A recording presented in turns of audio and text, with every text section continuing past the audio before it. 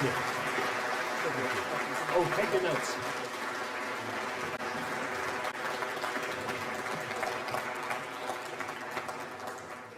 Good evening, ladies and gentlemen.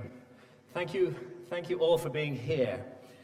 Now then, I'll just get myself technically up to speed here.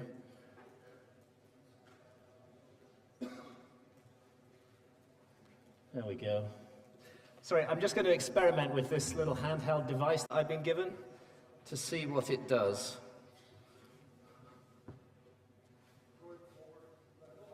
Left is, right is forward? Oh, look, it's working. Oh, wonders of technology. I don't have to hover over my laptop anymore. Okay, so there's the question.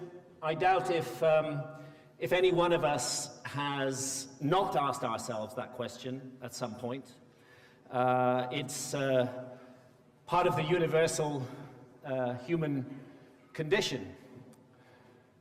What happens to us when we die? In a way, it's the most important question that we could ask. It's the culmination of our lives, but it's a question that our society does not encourage us to consider. And our society has its high priests who propose answers to this question. For example, this gentleman, Richard Dawkins, who was, consider this for an Orwellian title, Professor of the Public Understanding of Science at Oxford University, well-known biochemist. So he's asked by the interviewer, how do you prepare for death in a world where there is no God? And Dawkins says, courageously, you prepare for it by facing up to the truth, which is that life is what we have, and so we'd better live our life to the full while we have it, because there is nothing after it. Richard Dawkins, the Professor for Public Understanding of Science at Oxford University, is telling us that there is no life after death. I wonder how he knows that. What science is that based on? This preeminent scientist is supposed to give us science, not voodoo. What he's stating is his own religious belief, unevidenced by any facts. So if he were to say, I believe that there's no life after death, it might be more true than the situation we confront. But men like Richard Dawkins are enormously influential on public opinion. And their influence seems designed to persuade us that we are nothing more than matter.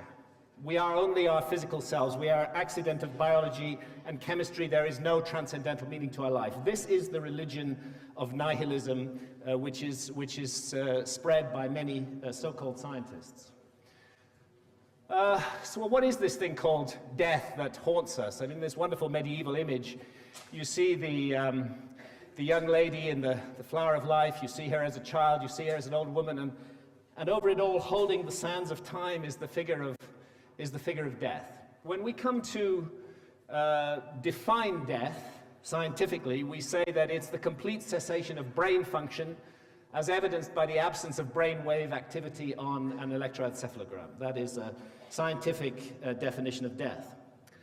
However, consciousness, and really if we're not our consciousness, then we're not anything. I mean, I don't think I'm my knees or my feet, you know, or my gut. I'm my consciousness. That's who I am. I believe that's who we all are, our consciousness. And science doesn't know a whole lot about consciousness. It is, in fact, considered probably the greatest mystery of science. How does this physical object inside our brains, these few pounds of jelly, transmute into conscious experience a majestic sunset, our love for our partner and our children, our reaction to a symphony? How does that work? Science can't tell you how that works. They can't tell you how that physical object produces these intangible but profound experiences. Now, there's a sort of default model of consciousness, which Richard Dawkins and others like him use, which is that our brain makes consciousness, rather like the way a factory makes cars. This is the paradigm of mainstream science, that consciousness is generated by the brain, just the way a factory produces cars. And obviously when the factory ceases to work, when it's broken or destroyed, as far as mainstream science is concerned, there is no more consciousness. It's over for you. So when you're brain dead, that's the end of your story as far as mainstream science is concerned, because it makes the assumption that our brains manufacture or generate consciousness. Actually, there's no proof of that. That's an unevidenced assumption. And another possibility, which I believe deserves serious consideration, is that the relationship of consciousness to the brain is more like the relationship of a TV signal to a TV set. So whereas if you destroy the factory, it indeed stops making cars, if you destroy your TV set, the signal is still there.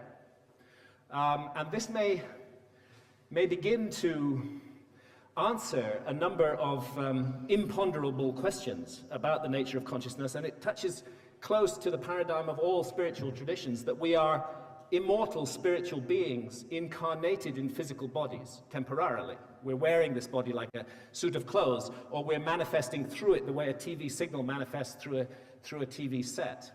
But we are more than the sum of our parts.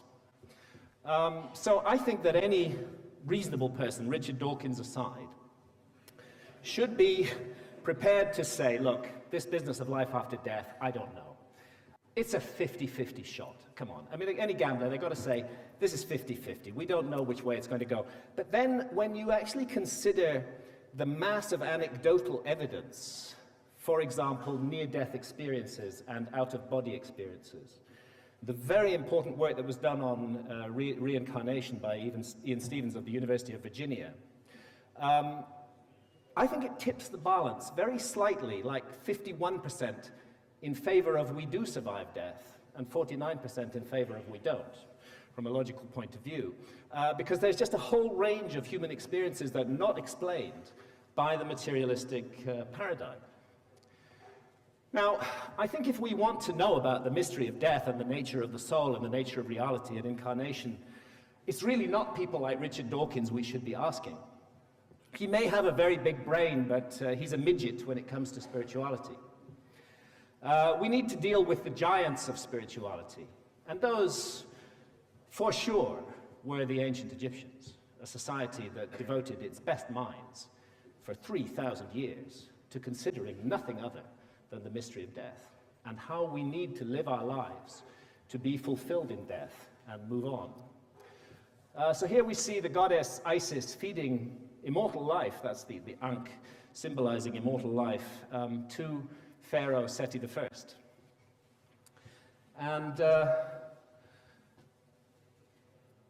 there was a system of religious ideas in ancient Egypt. We call it the Osirian system. Went back to the god Osiris, a divine king of Egypt who ruled in the first time when gods walked the earth. And it was he who set the model and taught the system for attaining immortality of the soul, which, by the way, is not necessarily something that can be taken for granted, but something that has to be striven for.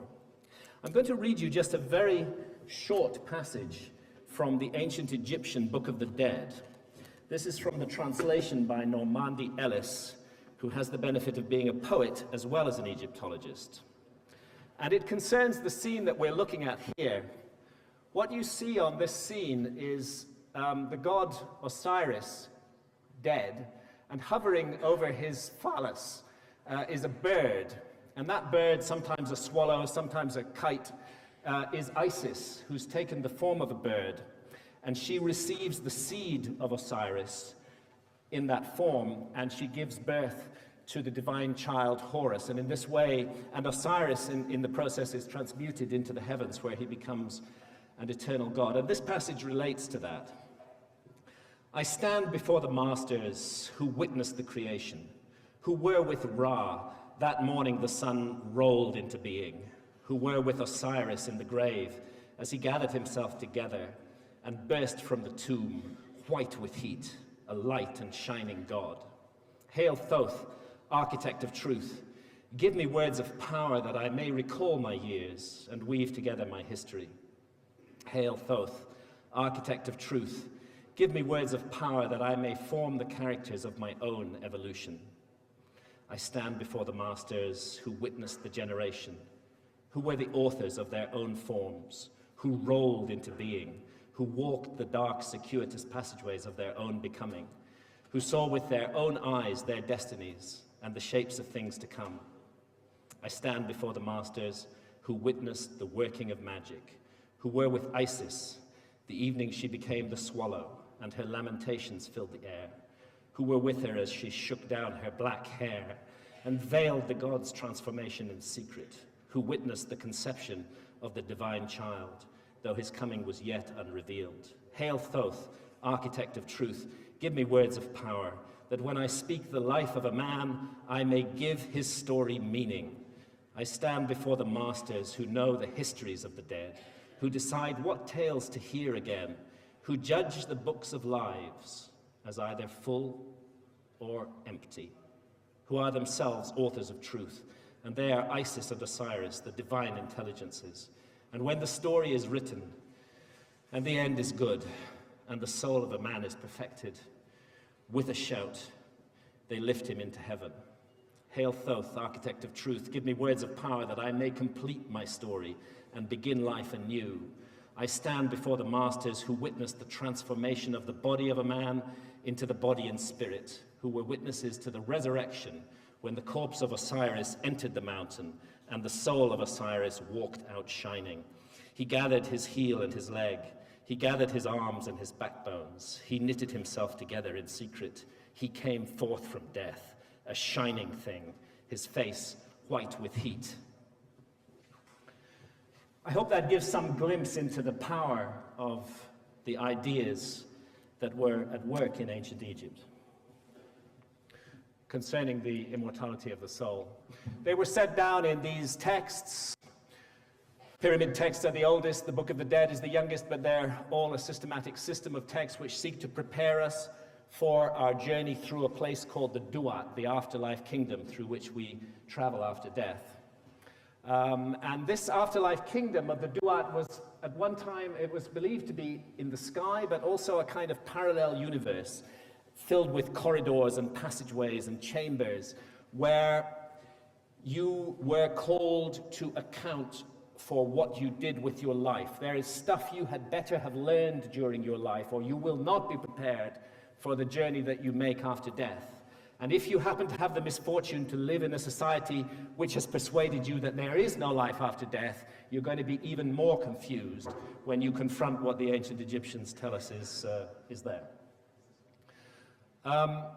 So we see again the passageways of the Duat, and in the fifth division of the Duat comes the judgment scene.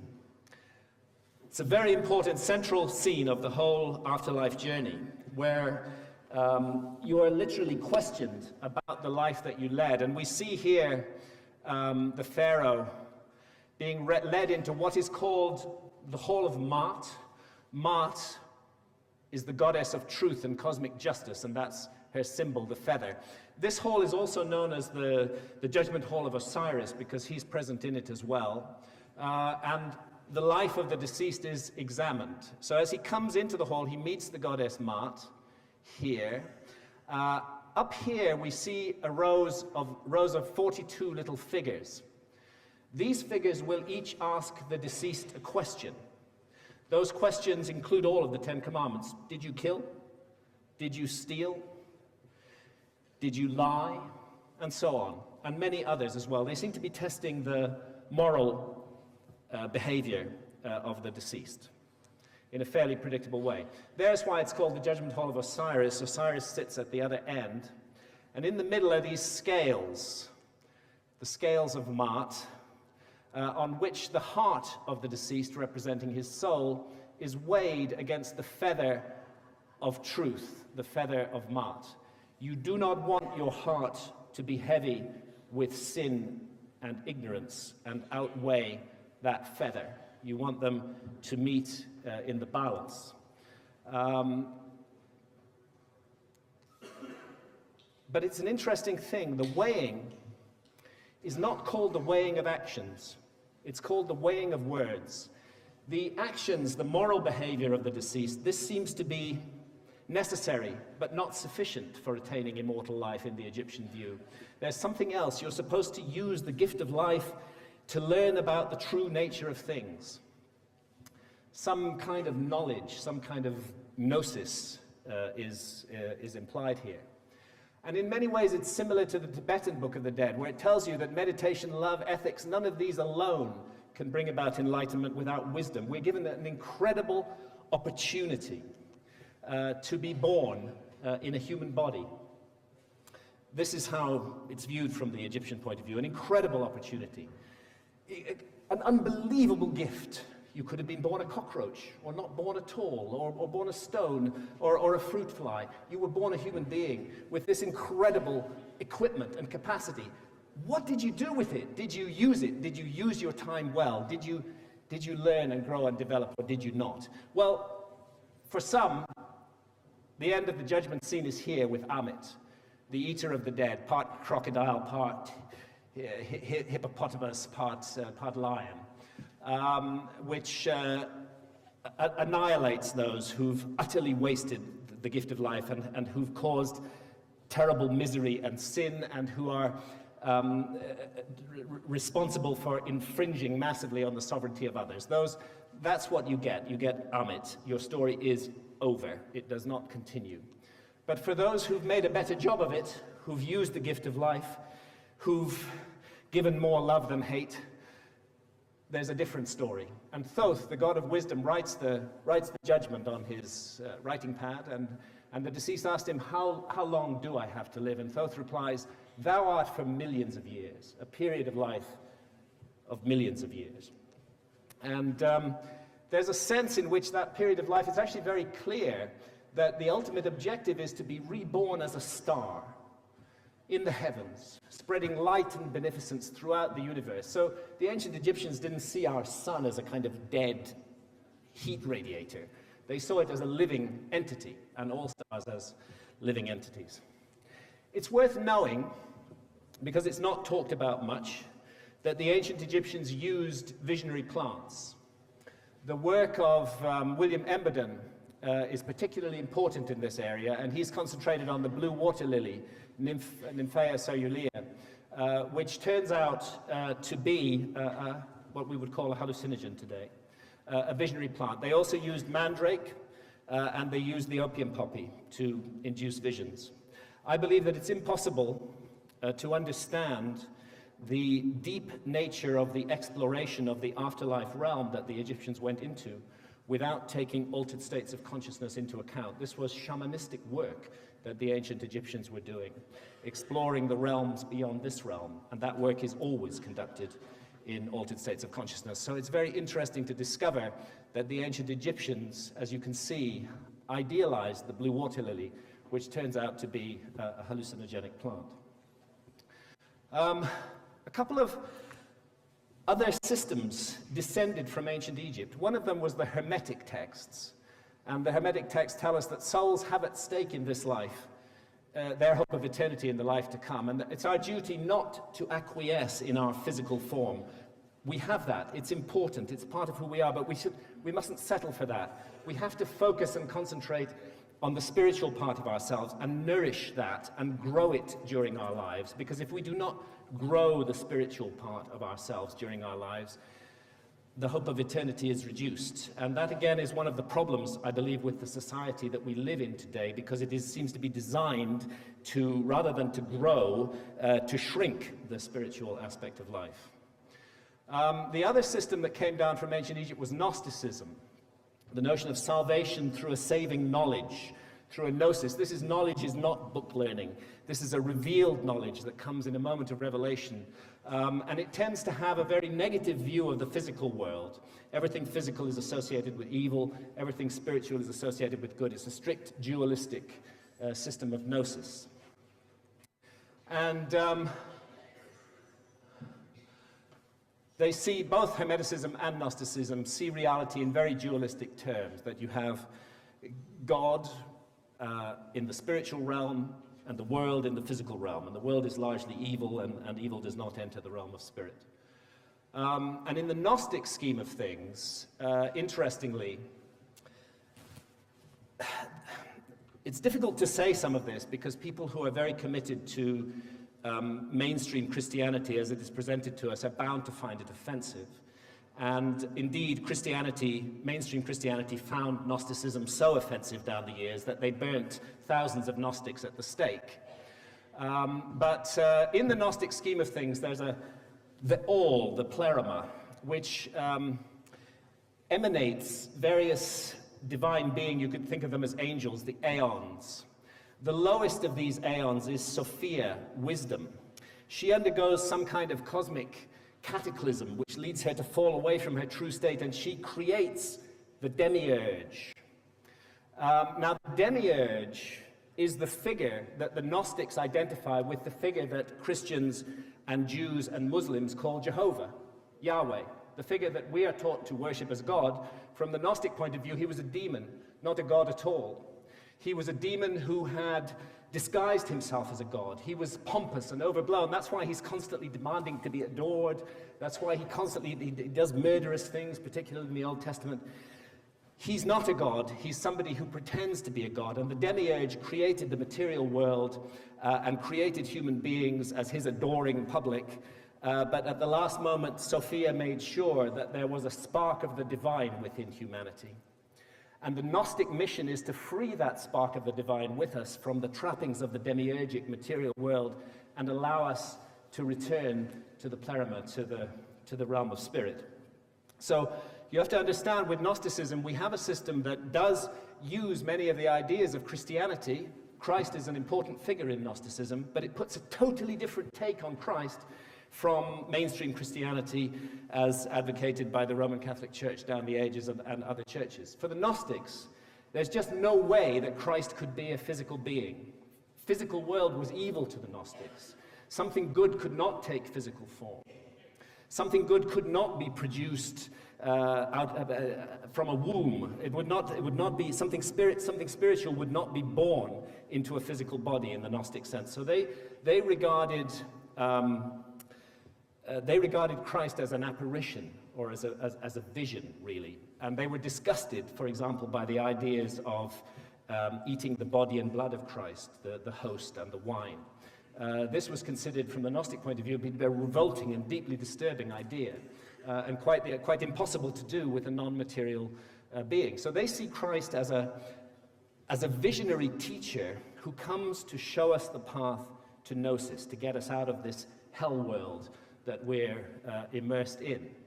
So the Gnostic story of the Garden of Eden, it completely reverses things. In the mainstream Christian story, the Old Testament story, the story used in Islam as well, the serpent is the bad guy. The serpent is misleading mankind and causing us to do things which God forbade us to do. But from the Gnostic point of view, what God, this individual who calls himself God, the demiurge, has done is he's trapped mankind, and we must have knowledge of good and evil if we are to escape from his trap. So what the serpent is doing is he's bringing gnosis to mankind. The totally opposite upending of the situation in mainstream Christianity. And so let's see how this demiurge then behaves, as we're told in the Bible. Those Adam and Eve, rather than just being dull, conditioned automata or robots who do exactly what they're told, they've eaten of the tree of knowledge. He's going to punish them horrendously for this. They're driven out of the Garden of Eden in a very humiliating way, as these images show. They're subjected to violence. Eve is told that she'll suffer pain for the rest of her days, and all women will suffer pain because of her original sin. It's really a very horrible system of ideas, I have to say, the mainstream view of the Garden of Eden. And the Gnostic view, which sees that deity as a kind of demonic force, he's punishing Adam and Eve because they've acquired some gnosis. And he doesn't want them to have gnosis. He wants them to stay ignorant and unaware of their spiritual potential. Again, it's very interesting that when we scratch Gnosticism deeply enough, we find the use of hallucinogenic plants. Here from France, 1291 AD, is an image of the Garden of Eden and the Tree of Life, but as you'll see, the Tree of Life is not a tree, it's an Amanita muscaria hallucinogenic mushroom.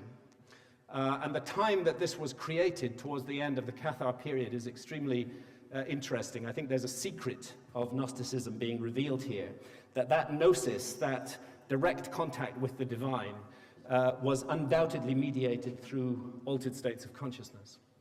More punishment from the demiurge. The flood, everybody's heard of the flood of Noah. From the Gnostic point of view, that is not being done to punish mankind for being evil, as we're told in the Old Testament. It's being done to punish mankind for the growth of gnosis, the growth of awareness. As soon as awareness starts to surface in humanity, the demiurge steps in and slaps us down. Slapped us down with the flood, and the survivors were thrown into great distraction, the Gnostic texts say, and into a life of toil, so that mankind might be occupied with worldly affairs and might not have the opportunity of being devoted to the Holy Spirit. And actually, throughout our history, those who've sought the liberating gnosis, the light, the knowledge of the true nature of things, have been persecuted. If you go back to the origins of Christianity, you'll find that the first Christians are Gnostics. And then a very literal faction appears within Christianity, which becomes the Roman Catholic Church and which takes on the power of the jackboot power of the Roman state.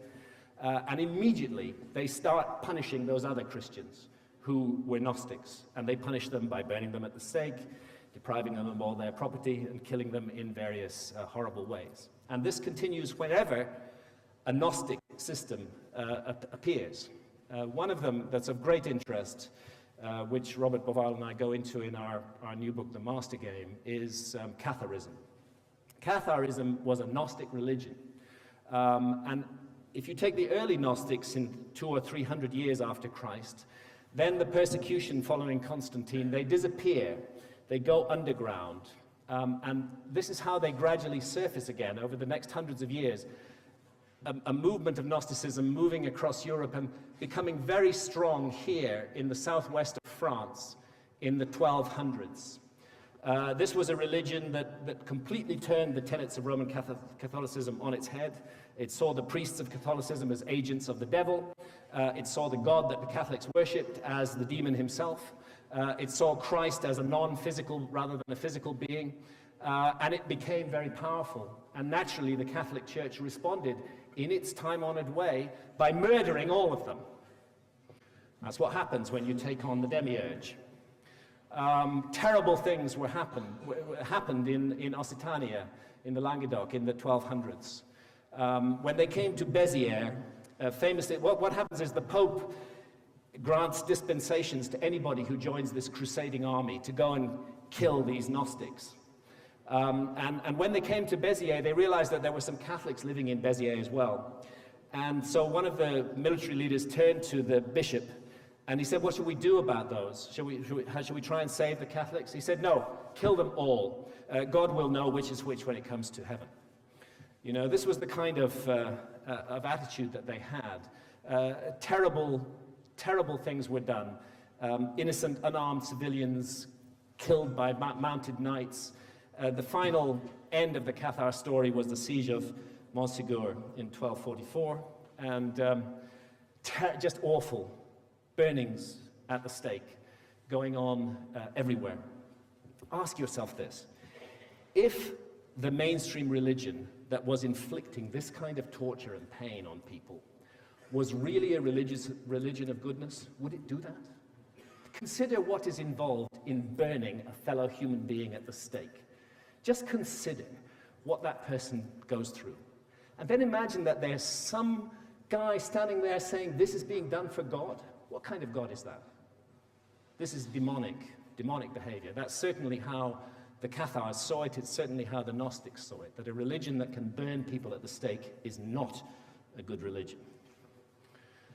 And really, from the Gnostic point of view, the demiurge and his human servants are constantly trying to steal the light, and they're certainly doing so today. And if there's a sense that the light is growing in the world today, and that there's a new emergence of consciousness, and I believe there is, watch out.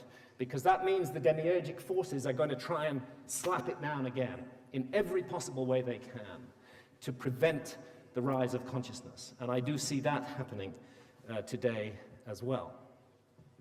So let's just say that let's imagine, just for the sake of a sort of mental exercise, that the Gnostic point of view is correct, and that the deity we've been taught to worship is actually a demon who's intent on minimizing human potential and stopping us ever realizing who we really are.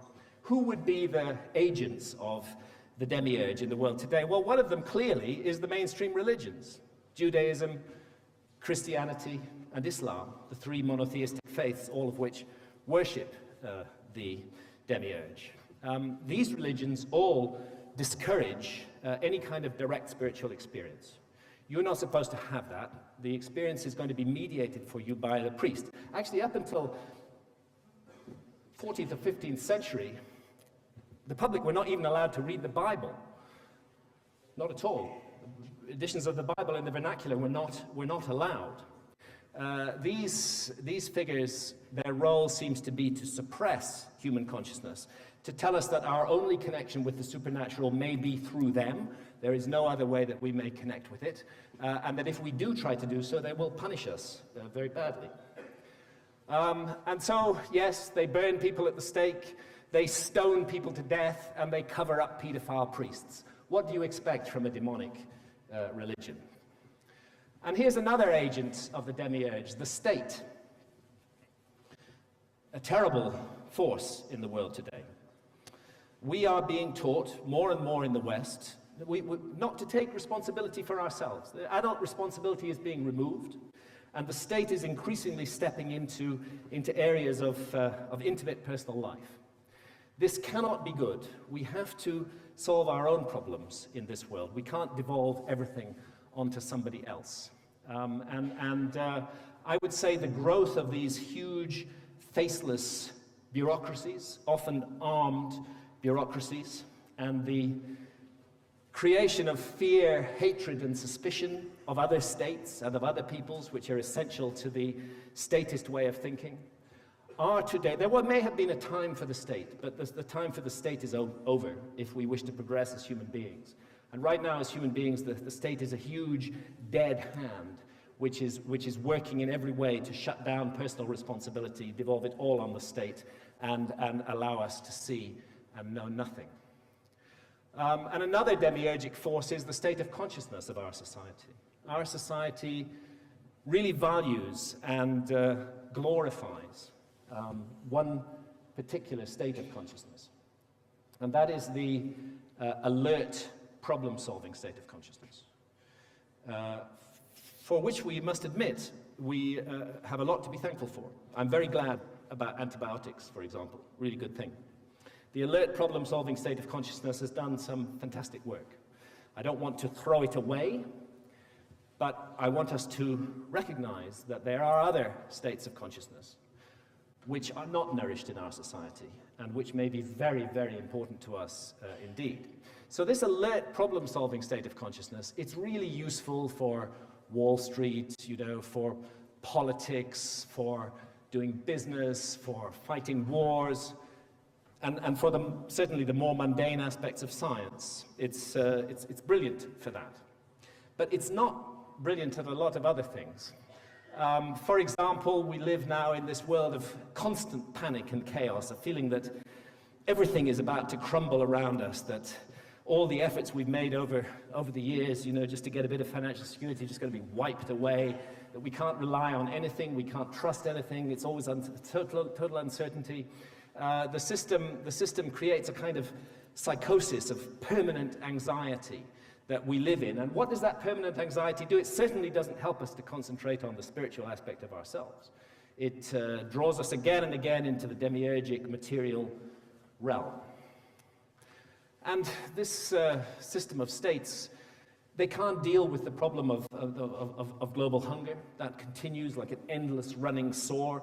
If humanity put its mind to this problem, it could easily be solved, but we don't solve it. We just let these things go on. And what about what's happening in the Amazon jungle. What kind of global civilization is it? I mean, what are we doing here when we know that the resource of the Amazon is of fundamental importance to the ecology of the entire Earth? It's like the lungs of our planet. And yet, for economic reasons, the Amazon is being cut down. And the cutting down of the Amazon is largely being done to plant soya bean farms to feed cattle so that people can eat hamburgers. What an incredibly bad deal. What an incredible error and mistake. How could any global society ever allow its own lungs to be cut out? Unless the society is in fact insane, which I would say our society is. This happened in 2005 in the Amazon. The river actually ran dry. It's a scene of horrendous devastation. And while we seem to be able to mobilize funds in enormous quantities for any kind of war you care to choose, we can always raise the billions for that. Or we can raise it to bail out the lazy, lying bankers. We can raise the money for that. But we don't seem to be able to raise the money to save the Amazon. It's really quite simple to save the Amazon. What you do is you meet the economic needs of the inhabitants of the Amazon, and in return, they meet the planet's needs by looking after the Amazon. We could easily do it. Thank you. I did a back-of-an-envelope calculation a few years ago, and it looked to me like 6 months of the then expenditure in Iraq would solve the problem of the Amazon forever. What's the matter with us? Why are we so crazy? What is this insanity? Well, the Gnostics got it pretty clear. We're suffering from a demiurgic system that is designed to drive us insane. And then, do we need to relax from the alert problem-solving state of consciousness? Take a bit of a holiday for it? Our society gives us the answer. Drink alcohol, guys. Drink alcohol. Watch reality TV. Alcohol, in my opinion, is, I mean, I don't mind a drink myself, but it's one of the world's most boring drugs. Drink alcohol, have fights, and watch reality TV, and then get back to work and produce and consume. That's the system. We're allowed occasional binges, and then we got to produce and consume. Is any of this, is the reality TV, is the alcoholic glitz, is any of that nourishing the spirit within us? I don't think so.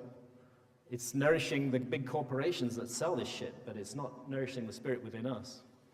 So, you know, our society really undermines any other form of consciousness apart from alert problem solving and occasional drunken binges. I think because of this, we really are becoming a species with amnesia. And that far from being awake and aware, all the forces in our society conspire to make us asleep and oblivious. And this is a very dangerous situation for the human soul. We're not going to move into a new state of consciousness using the old one. Our existing state of consciousness is too laden down with what the Gnostics would see as archonic constraints. We need a new form of consciousness if we're going to escape from this trap. And it's interesting that in some of the most unexpected places on Earth, where the last place that you would expect to find somebody offering you that possibility, that we actually do find that a system of direct spiritual knowledge remains very much alive. And we do find that in the Amazon jungle. What's left of it? Where there are still, thank goodness, uncontacted tribes who the demiurge and its forces have not yet borne down upon. Where ancient wisdom is still very much alive. Whereas we penetrate more deeply into the Amazon, we, as Westerners, can have the opportunity of sharing that ancient wisdom. There's actually more than 150,000 different species of plants and trees in the Amazon. Incredible resource of biodiversity. And indigenous shamans have extensive knowledge of the properties of these plants and trees. And Shamans I've talked to in the Amazon have told me with great passion what they believe to be the problem with us. You have severed your connection to spirit. Unless the West reconnects to spirit, you are going to bring the whole world down in flames. And they propose a remedy for this sickness of the West. And that remedy is ayahuasca, the vine of souls. This is the ayahuasca vine. And this is the other ingredient of the ayahuasca brew, the leaves of a plant known in the Amazon as chacruna. The botanical name is Psychotria viridis, and the leaves of this plant contain pharmacologically pure dimethyltryptamine, DMT, which is in America and Britain a Schedule 1 Class A hallucinogen. DMT cannot be absorbed orally. If you were to make a tea of hundreds of these leaves and to drink it all, it would have no effect on you whatsoever. That's because there's an enzyme in our stomachs called monoamine oxidase that destroys DMT on contact. But in the Amazon, they do manage to take it orally. So what they do is they take the leaves that contain the DMT and they mix them with the vine. And the vine contains, just consider how they work this out from 150,000 different species of plants and trees. The vine contains a monoamine oxidase inhibitor. So the vine will switch off the monoamine oxidase in your stomach and allow the DMT in the leaves to be absorbed orally. So quite an advanced feat of chemistry performed by shamans in the Amazon thousands of years ago, because ayahuasca has been used. We have archaeological evidence of the use of ayahuasca going back more than 4,000 years. So lengths of the vine are broken open, they're placed in a cooking pot, then around 300 leaves are placed on top of that, then more length of the vine on top of that, then you cook it and boil it down until you've got a residue in the bottom, pour that off, usually into a sort of plastic bottle these days, add more water, keep boiling, and eventually, after about 24 hours, you're going to have a liter or two of the ayahuasca brew. It comes in various colors, depending on the mixtures put into it, but essentially very dark, here rather sort of chocolatey brown, a little cup of the brew. That's the amount that you'll drink. Quite a small amount. Now, I'm sure that some people in this room have drunk ayahuasca, but for those who haven't, let me tell you that it is the worst taste on the planet. I have not come across a taste that's more difficult to stomach. I've not had to brace myself more for anything than an ayahuasca session. So if you imagine a pile of old socks, some raw sewage, some battery acid, a little bit of sulfur, and just a hint of chocolate, that would be roughly the ayahuasca taste. Actually, when I downloaded that picture, I shuddered, because the picture of the little cup, it's a really difficult thing to drink. Don't imagine that anybody's doing this for kicks. It is very hard work. It tastes awful. I hold my nose when I drink it. Then after about 45 minutes, a number of things are happening. At the physical level, you're starting to feel a bit ill. It's not for nothing that ayahuasca is called the purge in the Amazon, because it is an extremely effective purgative agent. And ayahuasca will, I'm afraid, give you some vomiting, and it will give you some diarrhea. And as Westerners, we find that quite hard to deal with. When I first was introduced to ayahuasca in 2003, that was the hardest thing for me, sitting in the jungle, and suddenly I gotta go behind that tree, and everybody can hear me, and it was terrible, so inhibited. So that was one of the first lessons that ayahuasca gradually drove into my thick skull, which is your body is the least important part of you. It's your consciousness that we're interested in. And what's happening at the level of consciousness with ayahuasca is truly extraordinary. This is a painting from Pablo Amaringo, one of the great ayahuasca shamans, recently deceased, unfortunately.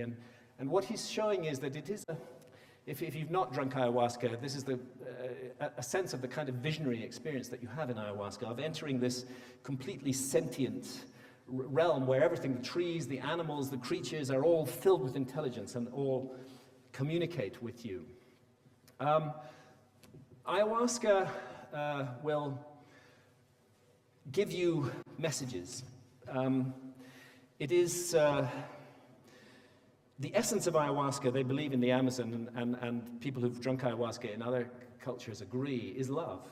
It's about love. It seems that there's an entity behind ayahuasca. In the Amazon, they believe that it's a woman, a female spirit, who sometimes takes the form of a serpent and sometimes takes the form of a jaguar and sometimes of a woman, whose business is the planet, but who loves mankind and takes time to communicate with us and teach us. So in the Amazon, ayahuasca is regarded as a teacher. They don't see it just simply as plants. They see the spirits behind the plants, the spirits that are using the plants to communicate and to talk to us. And the messages that come through again and again with ayahuasca is the sacred, magical, enchanted nature of all creation, and of an interdependence between material and spiritual realms. And one encounters intelligences in the ayahuasca trance who communicate with you telepathically. And this is, of course, to those who've not had this experience, sounds completely nuts. But it is actually very interesting. Whatever's going on, it's incredibly interesting. And part of it is a life review.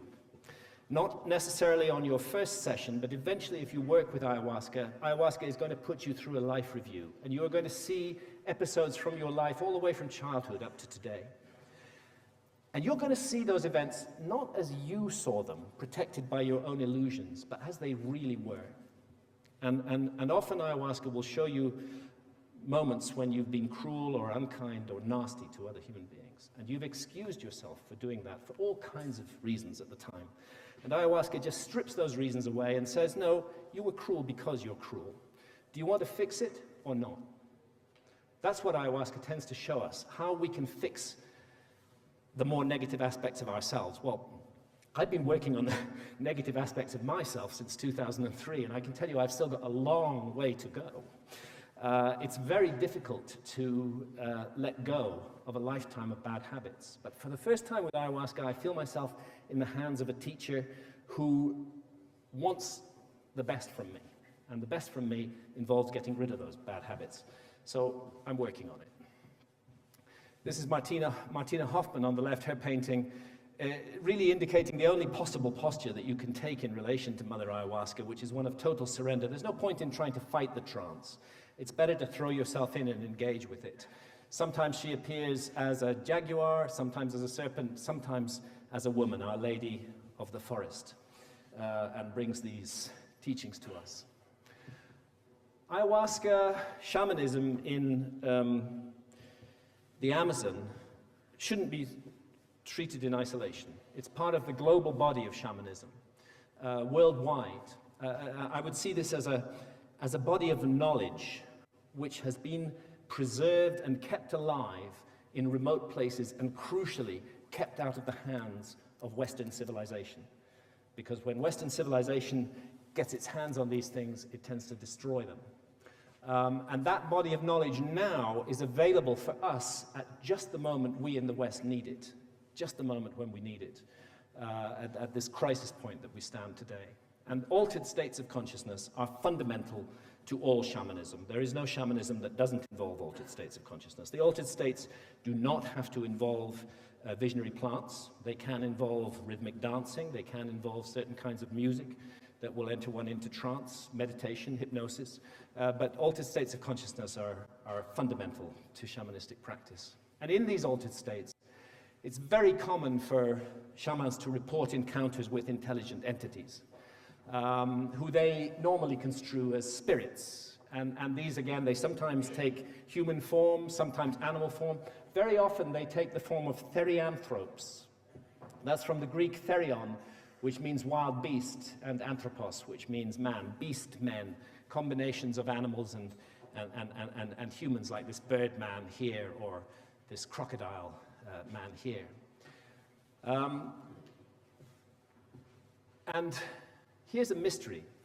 that many of the experiences that shamans report, of the encounters they report with spirits, they're incredibly similar to the encounters with aliens that are reported by people in the West who believe they've been abducted by UFOs. And just to go into that a little further, the shamans themselves, in the Amazon, ayahuasca is always associated with imagery, and a lot of shamans paint. And they're increasingly depicting UFOs and aliens in the painting, like these UFOs up here in an ayahuasca vision, and here, over here, and this one here. These are all from Pablo Amaringo's ayahuasca visions. So in the middle of the Amazon jungle, in a visionary state, this shaman is seeing a thing that we would call a UFO and that we would tend to construe as a flying saucer from another planet, if anything. But it's interesting that Pablo's view was that the UFOs actually aren't coming from other planets. He saw them as vehicles for entering and leaving the spirit world. If we want a dossier of evidence about shamanism worldwide, Mircea Eliade's book on shamanism is the majestic work, and it contains a huge amount of information on experiences of shamans. And on experiences of UFO abductees, John Mack, who was professor of psychiatry at Harvard University, spent years interviewing and speaking to UFO abductees. And unlike other psychiatrists, he didn't regard them as mad. He documented their experiences and came to the conclusion that their experiences were very, very real. Perhaps not in the sense that we understand, but very, very real. And others like David Jacobson and Bud Hopkins have also added to our dossier of information on UFO abductees. So here's a few quick comparisons. When shamans encounter spirits, they frequently appear as birds or fish or as therianthropes or as animals. And UFO abductees, if you go into the reports in details, you'll find that the archetypal grey is not often the first thing they see. They often see an animal first, like an intelligent grey deer with a person inside it. Another one sees a deer looking through a window. Another sees a wolf standing on her bed. And John Mack sums it up: the aliens appear to be consummate shapeshifters, often appearing initially to abductees as animals. Owls, eagles, raccoons, and deer are among the creatures the abductees have usually seen. Shamans report being floated up into the sky and sometimes entering metal objects in the sky, and they report climbing up threads of rope or threads of light. Very distinctive shamanic motifs, but they're also found amongst UFO abductees. The sense of being lifted up, of climbing a thread or a line of light. Very surprising to find those in these two apparently completely different domains.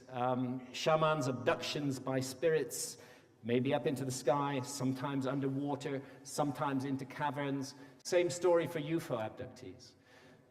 Betty Aho's UFO takes her into the sea and out again. She ends up in crystalline caverns. Filberto Cardenas finds himself in a tunnel beneath the sea. Carlos Diaz is in a cave lined with stalactites and stalagmites and sees a UFO made of millions of small dots. Again, these experiences between shamans and UFO abductees, it's very hard to draw the difference. The shamanic ordeal is a universal of shamanism in every culture where shamanism is practiced, the sense that the shaman's spirit is abducted by the spirits and then subjected to painful procedures, objects stuck into the skin. Head may be cut off, brain may be taken out, crystals may be placed in the brain. These experiences are all reported by shamans worldwide. You can find details in Mircea Eliade's book. And they're astonishingly similar to the bizarre experiences construed as surgery that are reported by many UFO abductees. Some examples: Sandra Larson's a UFO abductee. She says beings removed her brain and set it down beside her. And here's Yakut shaman, cited by Eliade. The spirits cut off his head, which they set aside. UFO abductees have their bones counted. So do Siberian shamans by spirits. Sex with spirits, very common for shamans. I do know a shaman in the Amazon whose wife has left him because of his relationship with a spirit woman. He's got children with her too, in the spirit world. Again, UFO abductees report sex with aliens. They report being abducted to care for their hybrid children that they've had with aliens. We're construing them as aliens. The shamans are construing them as spirits. Maria Sabina, she's given a book by a spirit. from which she learned many things. This is quite a common shamanistic experience, even when the shaman himself or herself does not read. They're presented with a book and suddenly they understand everything in it. Similar with UFO abductees. Betty Hill's given a book by the leader of the aliens, but she's not allowed to take it with her. Betty Anderson's given a small blue book with 40 luminous pages. Again, why are we finding these motifs in these very different domains? Shamans and spirits and aliens and UFO abductees. And the third domain, the domain of fairies and elves, also has a great deal in common. And I'd like to pay tribute to the really important work done up to 1969 by Jacques Vallée, who first floated the idea that there may be a connection between fairies and aliens. And what I did in my book, Supernatural, was take that much further with all the data since 1969, but the basic concept belongs to Jacques Vallée, not to me. So let's just consider this. Fairies, just like spirits, just like aliens, they're in the business of abducting people. That's what they did. And you did not want to get close to the fairy dance back in the 19th century or earlier, because if you did, if you touched it, you'd be drawn into it and you'd find yourself in another world instantly, just like that. And in that other world, you might be entertained for a few hours, you might even pass a night there. They'd let you go home, but when you went home, you'd find that 300 or 500 years had passed. A bit like the missing time phenomenon that we have with UFOs today, except now it's only 3 or 4 hours, not 300 or 400 years. Fairies could be cruel and tortured human beings. They also gave gifts and healing powers. They had the power of flight. They used various kinds of vehicles, flying boats, flying castles, flying carriages, etc. People abducted by fairies were, as well as abducted into the sky, were also abducted underground and into caves. It's interesting that an Amanita muscaria hallucinogenic mushroom is shown in this woodcut, and these are probably psilocybes down here. And like aliens and spirits, fairies and elves often appear as therianthropes, as part animal, part human hybrids. This is a woodcut from the 15th century from Holland.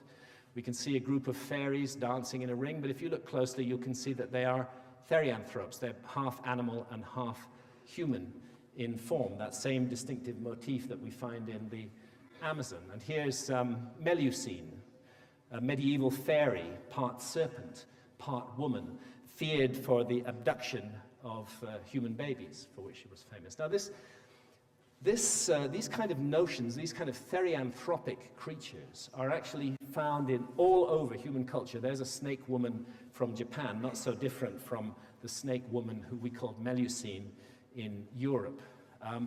And you know, you can just go back and back and back. Everybody's heard the story of Theseus slaying the Minotaur. What is the Minotaur apart from a creature that is part animal and part human in form? And in what state of consciousness do people routinely see entities like that? Not in an alert problem-solving state of consciousness, but in a visionary state of consciousness. There's a bull man wrestling with a lion from Akkad. The ancient Egyptian gods, of course, were entirely therianthropic, part animal, part human in form. The oldest surviving piece of cave art in the world, this is the oldest piece of representational human art anywhere known on Earth, from Fumani Cave in Italy, and it shows us a beast man with the body of a man and the head and horns of some kind of bull, 35,000 years ago. Hollenstein-Stadel Cave in Germany, 32,000 years old. We see a lion man, part human in form. Bison man from Chauvet Cave, and images of bison men are all over the painted caves for thousands and thousands of years, as a matter of fact. The sorcerer from Trois Frères is a hybrid of many different animals, a stag, an owl, a wolf, a horse, and a human being. Look, we don't see things like this in the normal everyday state of consciousness. Our ancestors were not seeing creatures like this out on the hunting plains. We have to answer the question, where did these kind of ideas come from? How did they reach our ancestors? And if we look at this, we can begin to see what's going on. Let's draw back from this image of the bison man, and let's see what's really going on here. So, remember, this is 32,000 years old. So here's the legs, the hips, and then of a human being, and then we come to the hump and the head of the bison. And you can see that he's actually straddling a second figure.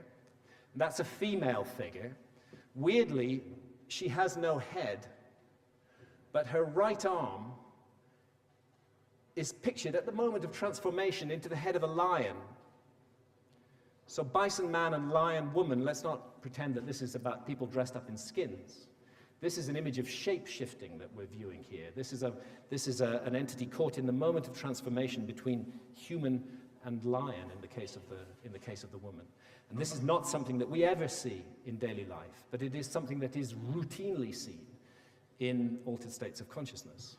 So, for example, here from South Africa, perched on a curious zigzag, in this piece of rock art, we see humans caught in the moment of transformation into antelopes, part antelope, part human in form.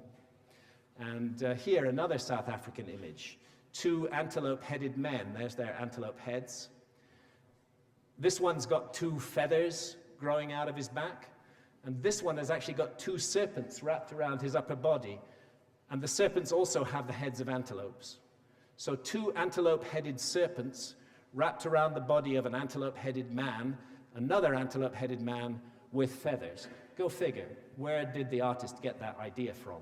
How could such a concept come about? And why is it found all over the world, wherever you find rock art? I'm giving you examples from ancient Europe and ancient South Africa, but exactly the same kind of imagery is found wherever there is rock art, anywhere in the world. Las Casares cave in Spain, look at these curious entities that are depicted here. Was it totally imagination, or was there some kind of observation going on here? Look at this one from Angoulême, those dark eyes, just a hint of a nose, thin mouth, high domed forehead. And this piece from Peshmerl, I was lucky enough with my wife Santa to spend some hours alone, the two of us, inside Peshmerl cave. And we spent a lot of time in front of this image, which is really very, very curious. There's a figure here, pierced in some ways. Up above the figure in the sky is some sort of object, nobody knows what it is. And if you look at the head of the figure, we've magnified it here, done a redrawing, the high domed forehead, the large dark eyes, the narrow pointed chin. Today we would call that a grey, except it's 24,000 years ago. And there's some paintings on the walls of the caves that look like flying saucers too. They're from Altamira. Compare that to Pablo Amaringo's flying saucers, Bernifal, and another one of Pablo's flying saucers. Of these three images, one was done by one of John Mack's UFO abductee patients in 1990, and the other two were done more than 20,000 years ago in caves in France. I would suggest that the same inspiration led to all of them.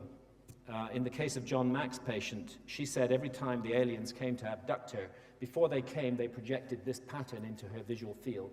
She saw this pattern and she knew that an abduction was coming. And that is the modern one, and these are the cave art ones.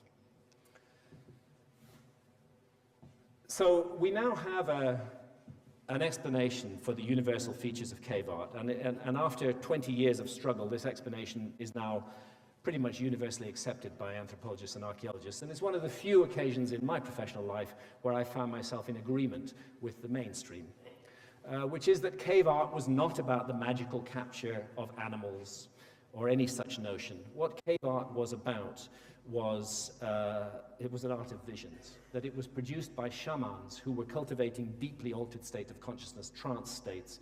In trance states, they were having experiences. When they returned from those experiences, they painted them on the cave walls. And David, I'm not going to give you the chapter and verse on David Lewis Williams' work. He's the professor of archaeology at the University of Witwatersrand in South Africa. But it's very, very thoroughly documented. And he draws on, for example, work that was done with hallucinogens and human volunteers in the 50s and 60s. And very interestingly, all of the patterns that you see on the cave walls were drawn by those human volunteers under the influence of LSD or mescaline or psilocybin. And this particular one is very, as well as the patterns, is very interesting that the volunteer entered a kind of seamlessly convincing parallel universe, and in that universe he encountered a man with the head of a fox dressed in a modern business suit. essentially the same as these images from the Stone Age, and suggesting that the same state of consciousness was involved, that we're dealing with shamanistic art in the Stone Age, that it was an art of visions, and that they were certainly using hallucinogens. So David has documented this thoroughly in his important works on cave art. And finally, David was long criticized for saying there's no firm evidence that they used hallucinogens in the caves. Well, now a cave has been discovered that gives us that evidence, and it's the Selva Pascuala mural in Spain, and it shows psilocybe hispanica painted as part of the painting, and New Scientist accepted as the earliest evidence for magic mushroom use in Europe. No, so it seems that this phenomenon of cave art, this sudden burst of creativity that occurred, was intimately connected with altered states of consciousness. Not the kind of state of consciousness that we need to hunt down and bludgeon to death an animal that we want to eat, but the kind of state of consciousness that we need to explore the spiritual aspect of ourselves. And that's very interesting, because at exactly the same time that our ancestors started making this cave art, which we now know from the scientific studies was an art of visions, at exactly that time, human culture took a gigantic leap forward, just massive. Here's the human family tree from the last common ancestor with the chimpanzee 6 million years ago, through until the appearance of anatomically modern human beings, and that's what I tend to call 6 million years of boredom. It was incredibly dull. Our ancestors were incredibly dull for a very, very, very long time. And they really didn't do much that distinguishes them from any other life on this planet. So we didn't start making stone tools until 2.5 million years ago. But once we'd introduced a stone tool type, we stuck with it without change for more than 1 million years. No innovation, no lateral thinking. There's just a template, and our ancestors keep on reproducing it. Somebody had a spark of creativity, and then they just copied it and copied it and copied it for 1 million years. And then finally a new tool type was introduced, slightly different, and that stuck for another 1 million years. So this tells us at this time that our ancestors are passing on cultural information, and also that they're incredibly rigid and limited in their thought patterns. And they don't seem to be able to think laterally. And then suddenly, this happens, less than 40,000 years ago. The great cave art appears all around the world. It's as though a light has been switched on in the human brain, and all kinds of other things happen. Not only are our ancestors expressing themselves in intense symbology for the first time, but other things happen too. They develop spirituality. They start burying their dead. They bury their dead with grave goods, with food, with water. And when they do that, they're telling us that they believe some essence of that person survives death and passes on beyond death. Our hunting strategies become better. Just everything about the organization of humanity becomes better at the same time that we do this. It's regarded as the most significant change of all in the evolution of human behavior. And interestingly, it happened long after we had become anatomically modern. We were anatomically modern by 200,000 years ago, but our behavior was not symbolic until less than 100,000 years ago. And it seems to be intimately tied up with the use of psychedelic agents, which led to the production of the cave art. Interestingly, new research, after years of total block on research, new research is being done into the visionary plants. And psilocybin is being found to have a profound, to unleash profound mystical experiences in those who take it in the right setting. I would like to make clear at this point that I'm not here to advocate drugs. I'm here to advocate adult responsibility. These plants should never be used for recreational purposes. Anyone who uses psilocybes for recreational purposes, in my opinion, is treating a deeply ancient and mysterious agent with great disrespect. These agents have to be respected, and the setting and circumstances in which they are taken are at least as important as the agent themselves. So if you go to some horrendous party and take psilocybin, you're probably going to have a horrendous experience. But if you enter a sacred setting where the space is controlled and proper reverence and respect is there, it's completely different. And what science has now finally discovered is that when you do control the setting, people do have profound, life-changing mystical experiences. And they've also found that psilocybin is incredibly helpful with cancer patients, terminal cancer patients. There's a new study done in the US just last year. They found that administering psilocybin to those with terminal cancer was incredibly helpful. It removed a great deal of their anxiety. They stopped fearing death. They started to understand that there was an immortal part of themselves. So these mysterious agents that shamans have used for thousands of years are coming back into the light a little bit now. And the other one of great interest is dimethyltryptamine, the agent that's the active ingredient in ayahuasca. And I just want to mention a little bit about the work of Dr. Rick Strassman at the University of New Mexico. Rick's a friend of mine, and he was the first scientist in America to be given permission by the federal government to conduct detailed scientific studies with a major hallucinogen and human volunteers. And that major hallucinogen was DMT, dimethyltryptamine, and Rick conducted his research in the 1990s.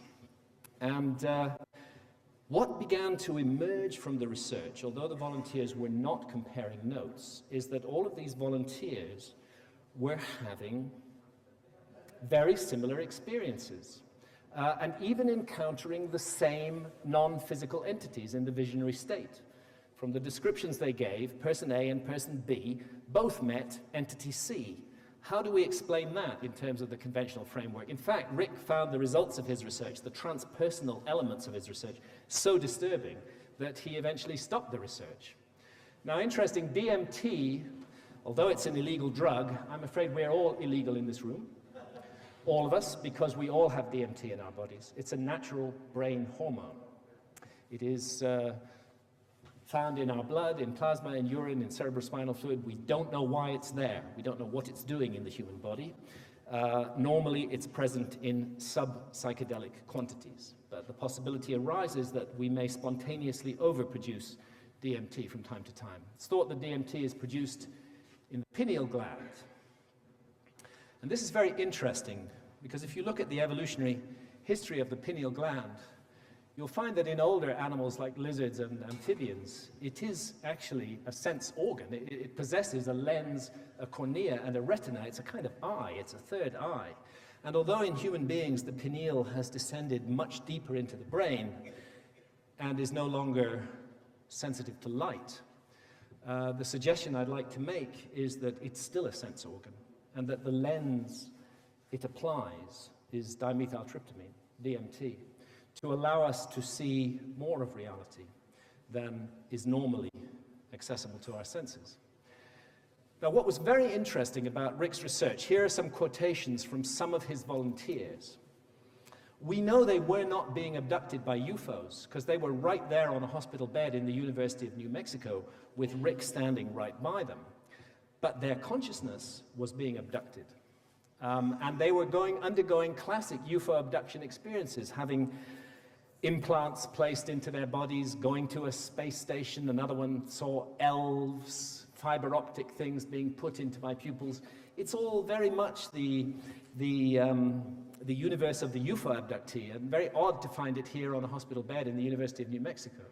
And before we jump to the conclusion that they had been influenced by what they'd read about UFOs and aliens in the press, it's important to mention that work was done with DMT in the 1950s, before any UFO abduction was reported publicly, and exactly the same kind of experiences were reported then. So, the sense of being in an alien laboratory of insect creatures. Again, the insect creature is a very common UFO abduction motif, and the probing, the really probing. And quite a number of the volunteers reported the same thing, that the entities they met in the DMT trance were really pleased. And what they said was, "We're so pleased you've discovered this technology. Now we can talk to you more often." DMT being the technology, extraordinary idea. But an idea that was reported by, they told me that there were many things they could share with us when we learn how to make more extended contact. You know, we're used to, well, let me put it another way. If you went back to the 15th century and you said that illness was caused by lots of tiny, tiny little creatures swimming around in your blood, everybody would think you were totally nuts. They knew the illness was caused by bad air. Actually, that's the original word meaning of it, malaria. It was caused by bad air. But then we invented the optical microscope, and we could actually see those little creatures called bacteria. All we needed was a lens to enable us to see that bit more of reality, and now we understand it. And the suggestion is that it may be the same with DMT, that it's an internal lens or a kind of digital zoom applied to the brain. What Strassman is suggesting about UFO abductees, and I know the UFO abduction lobby doesn't like this, is that they are people who spontaneously overproduce dimethyltryptamine in the brain. It plunges them into a trance state, and they then have these experiences. But I hope to now come back again to the UFO abductee lobby, because Rick Strassman is very clear, and I am also, that this does not mean the experiences are not real. The fact that they are visionary does not mean they're not real. We cannot jump to that conclusion at all. The analogy that I like to use is this physical analogy of the telescope.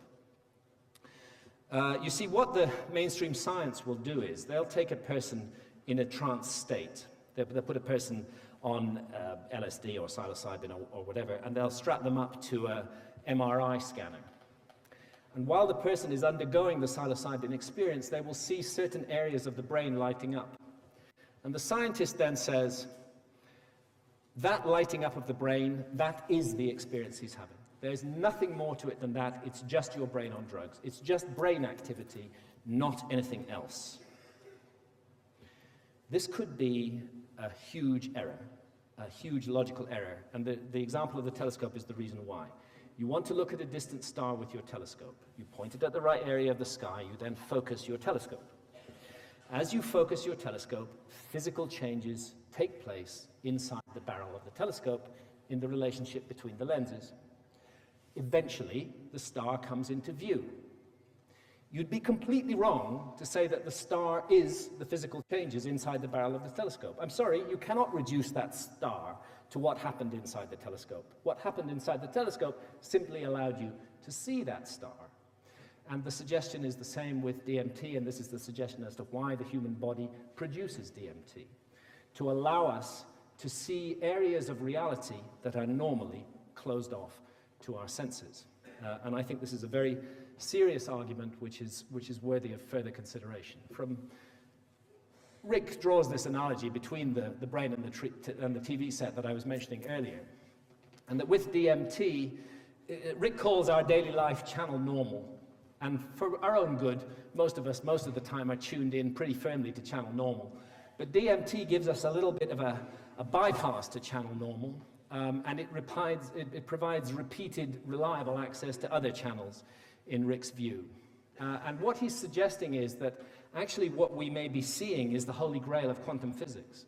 We may be looking into parallel universes or into dark matter. These worlds are usually invisible to us, this is Rick Strassman speaking, and our instruments, and are not accessible using our normal state of consciousness.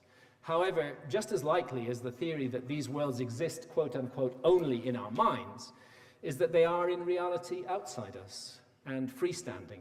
And if we simply change our brain's receiving abilities, we can comprehend and interact with them. And this is to my mind, a very nourishing and important suggestion that rather, as the ancient Europeans had no concept what lay beyond the Atlantic Ocean, we may be surrounded by a huge Atlantic Ocean of our own, and on the other side of it are things that we can learn from and grow with, but we have to adjust the receiver wavelength of the brain. So, you know, we human beings, we can't look at something, we can't see something without interpreting it. Interpretation is built into perception from the get-go, and our culture hugely conditions our interpretations of things that we see and hear. And what I'm suggesting is that spirits, fairies, and aliens, and also the entities encountered by modern lab volunteers, they're all part of the same long-lived phenomenon of visionary experience. and that we're just construing them in different ways. So in the Victorian times, we construed them as fairies. Today, it's more natural for us to construe them as aliens, and it's natural for shamans to construe them as spirits. But when you get down and diagnose them, they're all doing the same things, and from time to time, it seems that our contacts with these other realms have brought us the forbidden fruit of gnosis and have reawakened us to the true nature of things. And so I'll close with the Garden of Eden again, and with the suggestion that the demiurge does not want us to have gnosis. So we look at the picture of the snake here in all of these medieval images. What is the snake? Except a therianthrope, a creature that's part human and part animal in form. Precisely the same kind of entities that are most commonly seen in the realm of vision. I think the Gnostics were right. I think we were brought the possibility of a healing gnosis. It was taken away from us. The world was plunged into darkness. We stand now poised at the edge of the abyss at a time of choice. I don't think there has ever been a crossroads as severe and clear-cut as the one we stand at today. We cannot move forward in the right way if we stick rigidly to the old state of consciousness that has caused all the problems in the world today. We desperately need to find a new way to think and feel and experience reality. And I believe that we need to sit down at the feet of shamans in tribal and hunter-gatherer societies and learn from them with humility. And we may still have a future on this beautiful garden of a world. Thank you, ladies and gentlemen.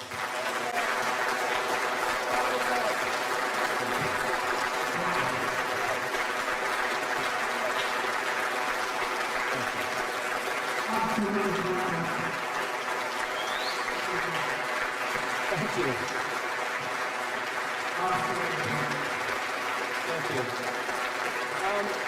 Thank you. Thank you. Thank you. So I'll be, if the conference allows, I'll be very happy to take questions and enter into discussion for the next half hour or so. Yes. Yes. Do you want to do it? Okay. There you go.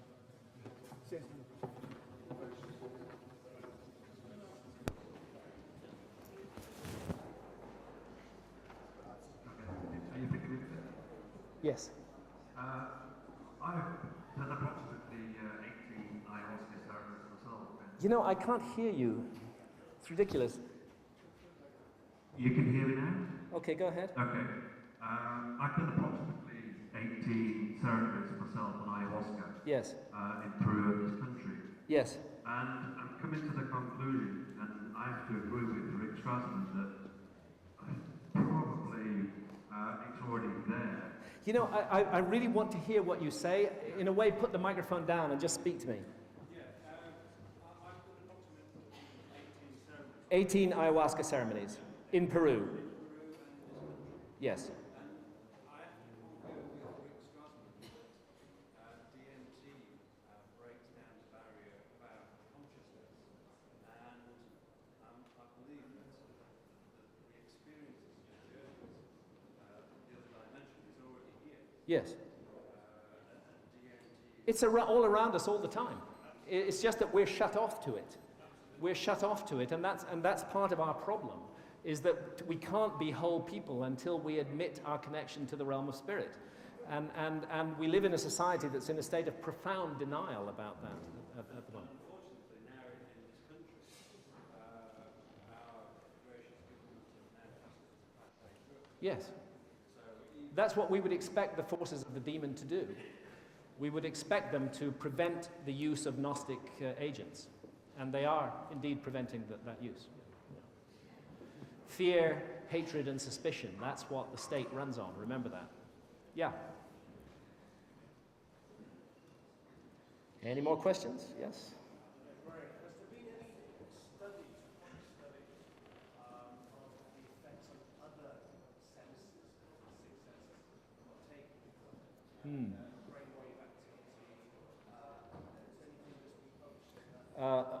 ayahuasca specifically? Yeah.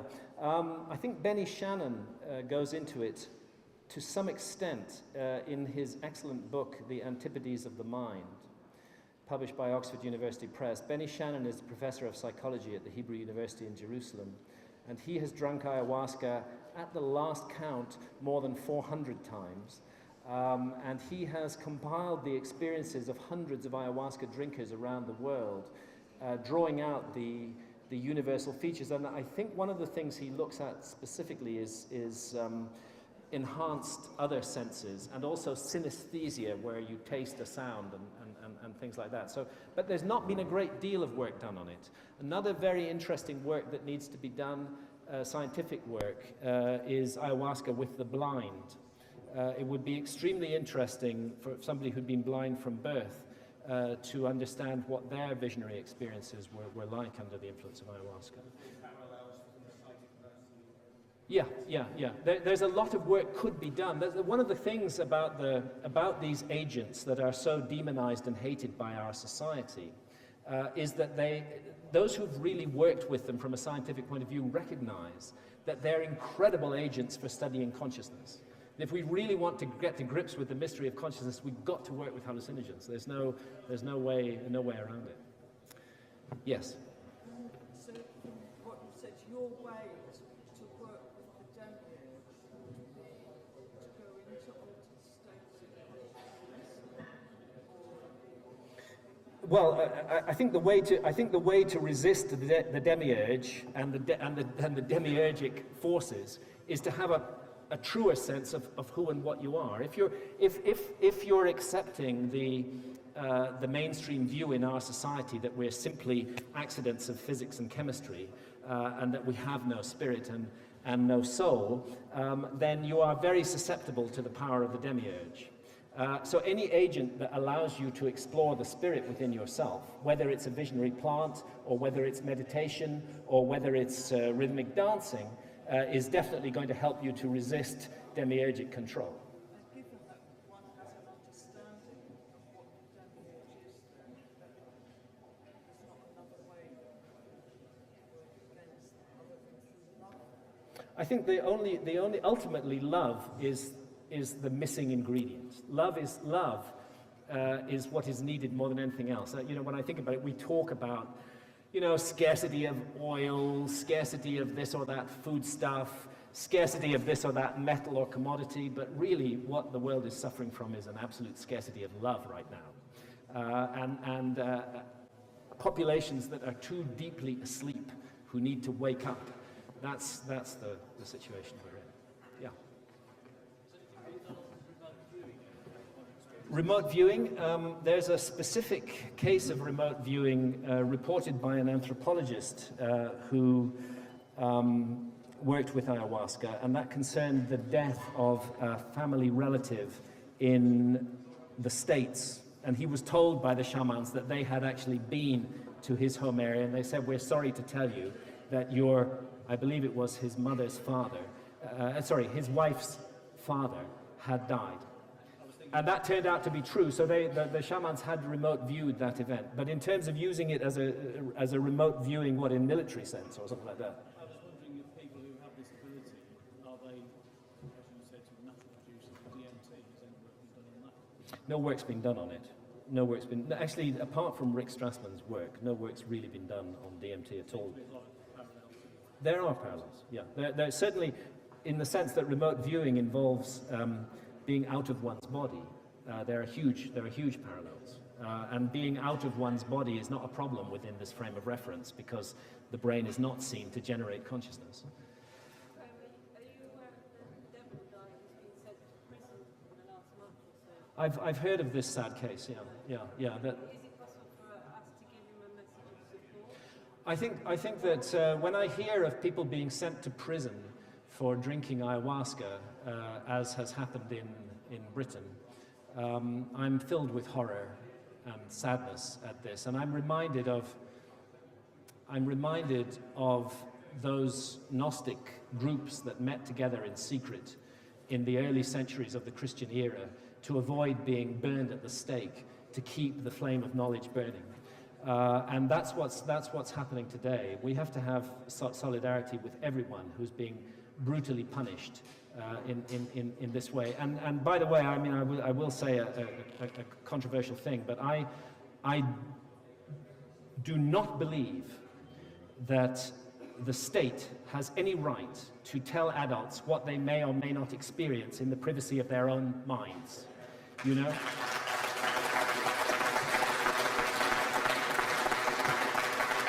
Thank you. It's a very strong point for me, is what is sovereignty and what is freedom? The war on drugs, the whole ethic of the war on drugs, if you ask government officials why are they sending people to prison for taking drugs, they'll say they're doing it because it's harmful to take drugs. What could be more harmful than being sent to prison, for goodness sake? If you want to help somebody, do you really send them to prison? Is that the answer? Ultimately, as adults, we have to be free to make decisions about our own bodies and about our own consciousness. And it's an outrageous intrusion into our most fundamental human right when the state says, I'm sorry, you have no right to have that experience in your own consciousness. See, the moment we get into somebody else's face and start causing trouble for them, I can accept the state has a role. But private inward experiences, we're entering the realm of George Orwell when the state is allowed to police those. And to send people to prison for them, outrageous, awful, and disgusting. So, sympathies. Yes. Who's, okay. Okay, I'll go there, yeah. Yes, you. Could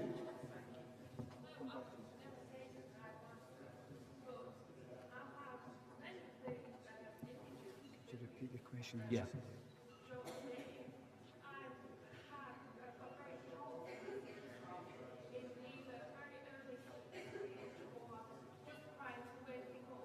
That's called hypnagogic sleep, where you're at the verge between sleep and waking. The point, let me just kind of, for the rest of the group, pick up on your question. You were saying that you've never taken ayahuasca, but you have had visionary experiences rather like what I was showing. I would say that all of us have that ability, and that in most of us it is not unleashed. We need help in order to unleash it. One of those helpful states is the state you describe, between sleep and wakefulness. It's a well-known visionary state. And you may be amongst the very small percentage of humanity, I think it's about 2%, who are spontaneous visionaries, who don't need any sacred plants or any 24-hour dance around a fire, who can vision at will. There are people like that as well. Yeah. I've taken ayahuasca. You've taken ayahuasca? In Brazil, yes. Yes. Right. Yeah. So I've investigated all the states in lots of Yes. ways, and I can access those myself now. Yeah. Yeah. And it's just interesting that each has its own flavour, so I'm investigating slightly different Yes. wavelengths. Thank you for making that point. Just for the benefit of everyone else here, the lady you've had some ayahuasca experiences, but you've also investigated altered states of consciousness in other ways, the Monroe Institute, for example, hypnosis, did you say?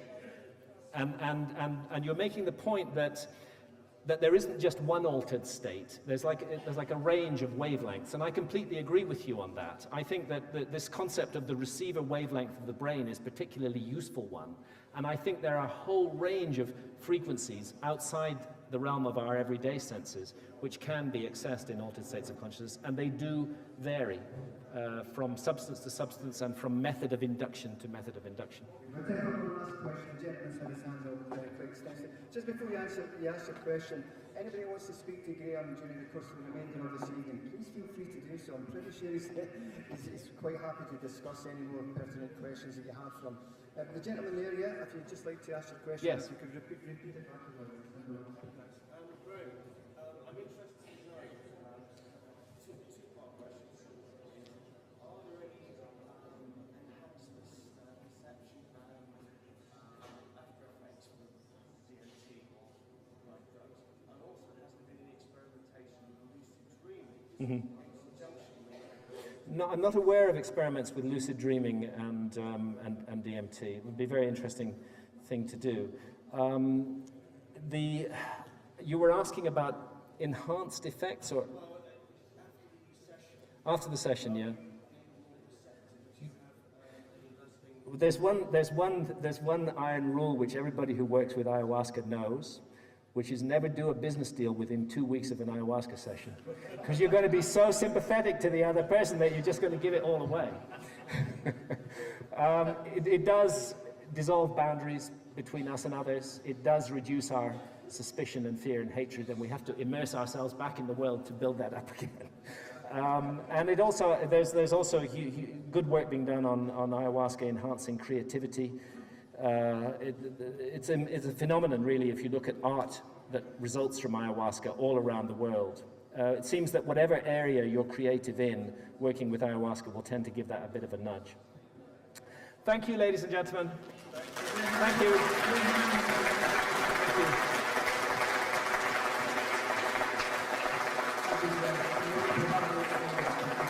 Thank you. I'm just going to put this in a...